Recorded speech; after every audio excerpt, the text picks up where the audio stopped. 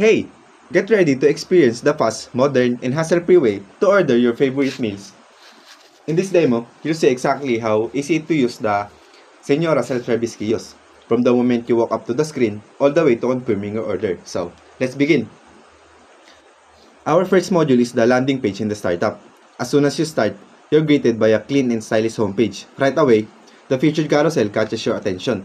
You can browse the slides by tapping the arrows or simply swiping through. And our next module is the categories and choose a menu item.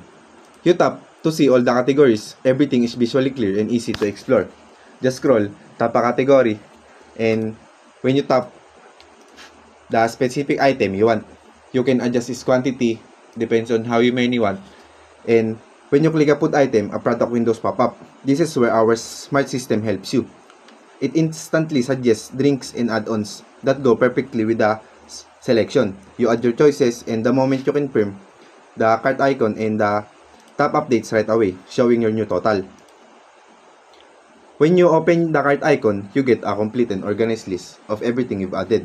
You can review all your items in one place before moving forward. When you're ready, you proceed to check out. This is the first step to select your order type. We have two options, takeout and dine-in. Takeout, if you click the takeout, you will go directly to the final checkout of the screen. And if you click the dine-in, I'm sorry, wait, I'm going back to the menu because I accidentally clicked the takeout button.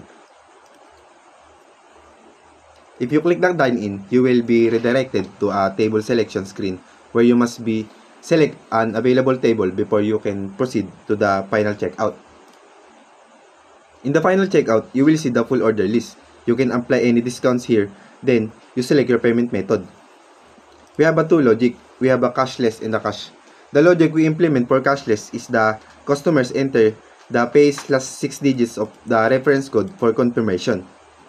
And if paying with cash, the payment ticket will print directly after the cashier process the payment. So there we go, the order completion. The customer will then get their ticket and wait for their order. The kiosk resets and the whole process repeats for the next person. Thank you.